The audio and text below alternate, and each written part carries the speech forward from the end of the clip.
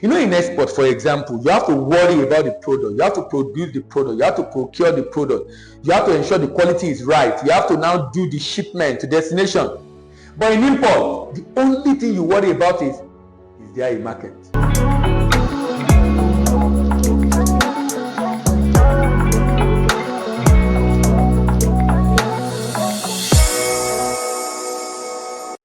Alright, in today's video, I'll be talking about beginner guide to import business.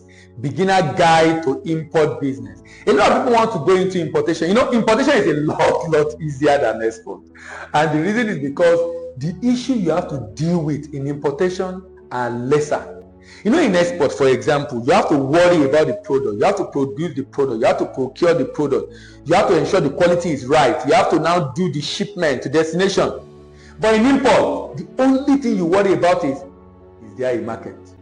So for someone in Africa, in Nigeria in particular, Nigeria is a very big market. So immediately you see that, okay, people are using this product. Oh, there is demand for this product. Oh, this product is scarce. Oh, this product. Immediately you identify that kind of product. The next thing you want to do is to be able to be the one to supply the market. So you need to identify a need. So if you are going into import business, the first thing I will ask you is that identify a need. Identify a need. By identifying a need, I mean identifying a need in your market. What is that product that is in high demand, that people are not able to get enough, or people are getting at a higher price? Sometimes it might even be produced locally, and you are looking at trying to get this product. So identify a need, and that way, identifying the need will make you to be able to decide on the product you want to import. Decide on the product.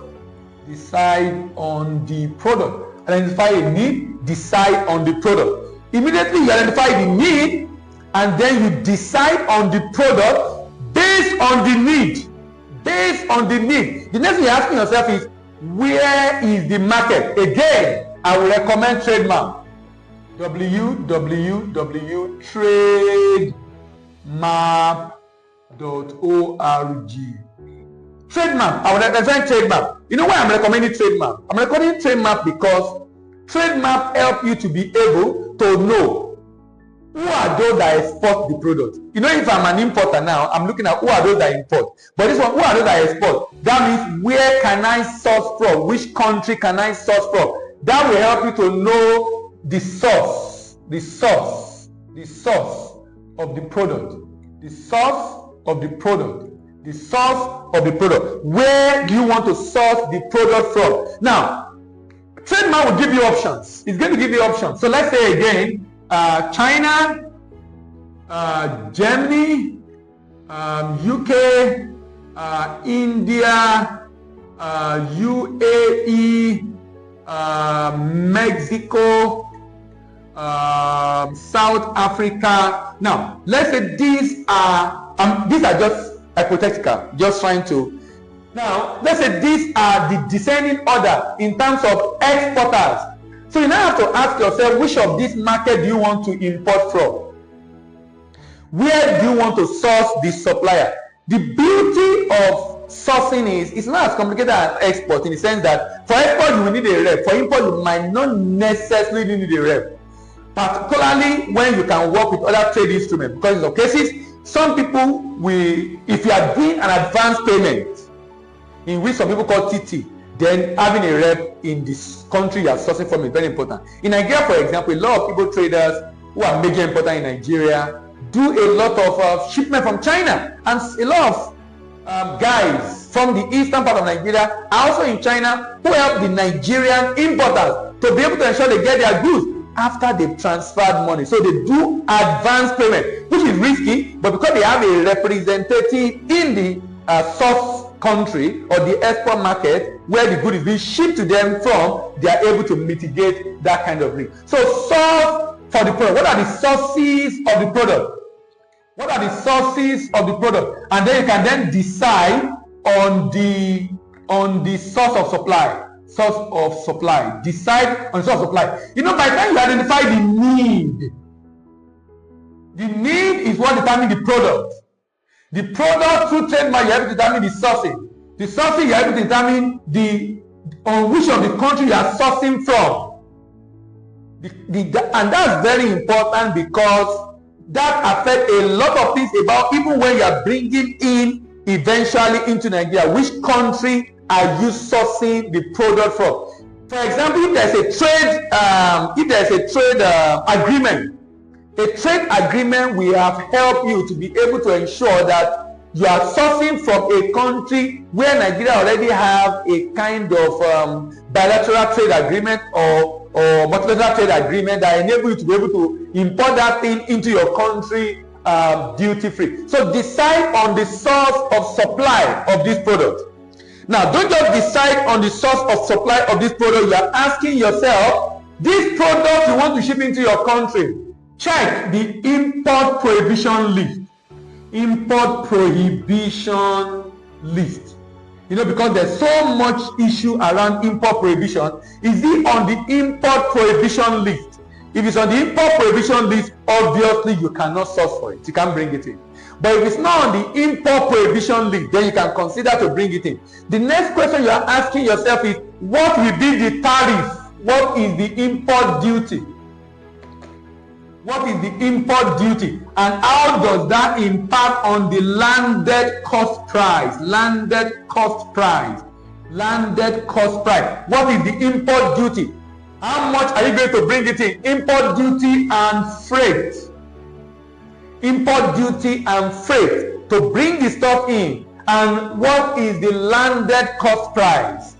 Now, at this point, you might have to give up. For example, immediately you check the import duty prohibition at the prohibition list, you might give up and say, no, it's not worth it because of the issue. Or you might say import duty and freight. When you add the cost, landed, by the time you determine import duty and freight, and you now know the total cost price landed in Nigeria or in your country, and then you're asking yourself, is this still profitable at this price? If it is not profitable at this price, then it's not worth your while. Because then you have to look at it. Then, more importantly, particularly if you are from a developing country, you need to know about this. And the fact is that, will you be able to manage the FS risk? And this involves sourcing it, the FS risk, and also mitigating the risk. Manage the FX risk. The FX you are going to use to get this product. Number one, what is the source? Number two, how do you mitigate the fluctuation using any of the hedging instruments? Very important. But more importantly is the documentation. Documentation. Do you know in documentation there are pre-import documentation?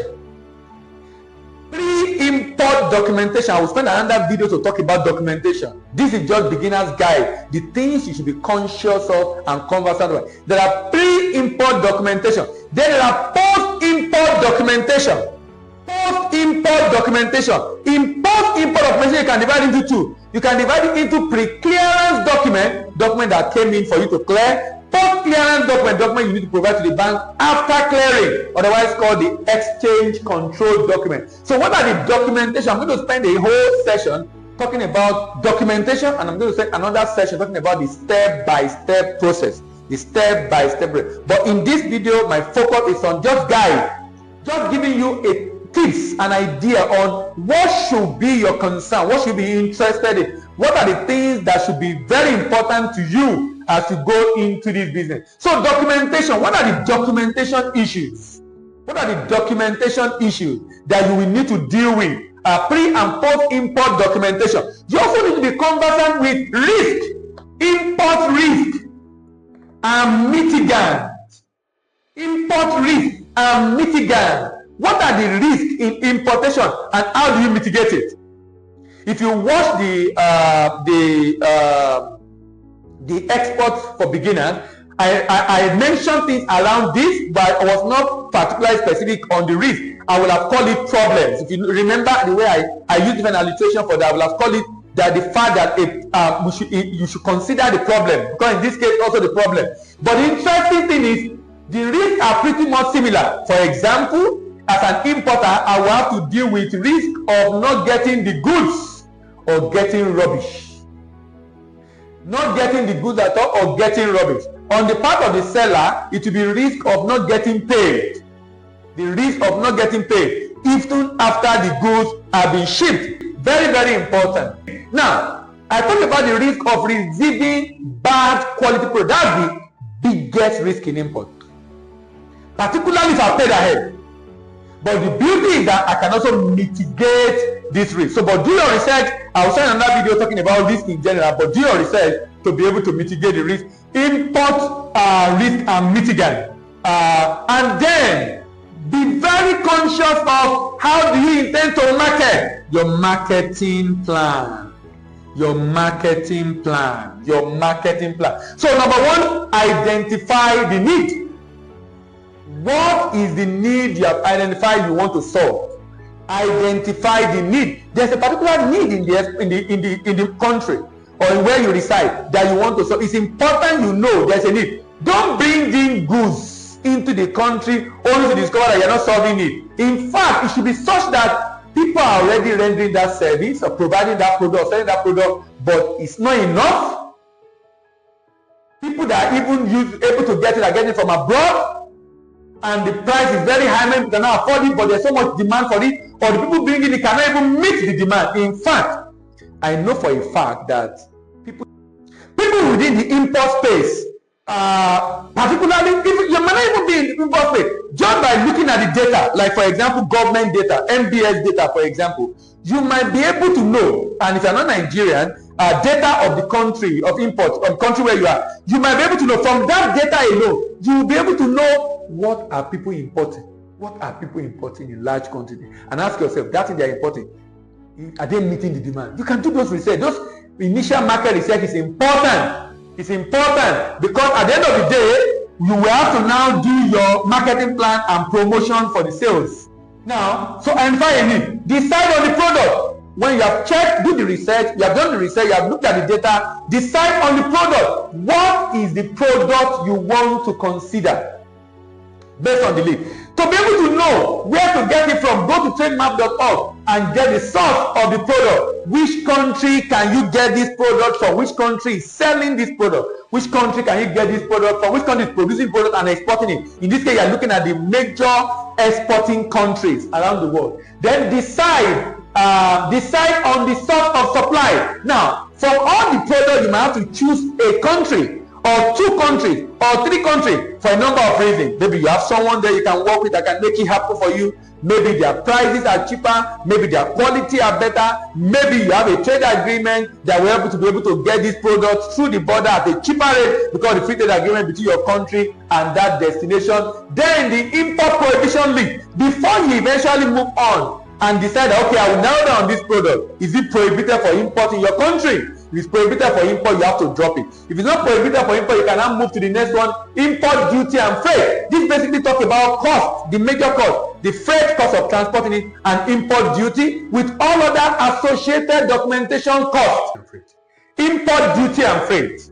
Import duty and freight are very important together with other associated costs. And the reason they are important is because they are going to determine a lot about whether this product is going to be useful or not, whether you can sell it profitably. So for example, import, if you scale the order of prohibition list, then import duty and freight and other associated costs, we have to know what is the landed cost of this product in your country. The reason is because if it is not profitable, then you want to drop it. If you are able to sort that out, before you sort that out, also check what will be the source of your FX. What will be the source of your FX? FX is a big challenge today in Nigeria and a lot of other African or developing countries because a less export is being done and they need a lot of forex to be able to cover up and meet the demand for import. Documentation. In the United States, is likely a business of documentation. If you scale this hurdle, will you be able to scale this hurdle, the hurdle of documentation?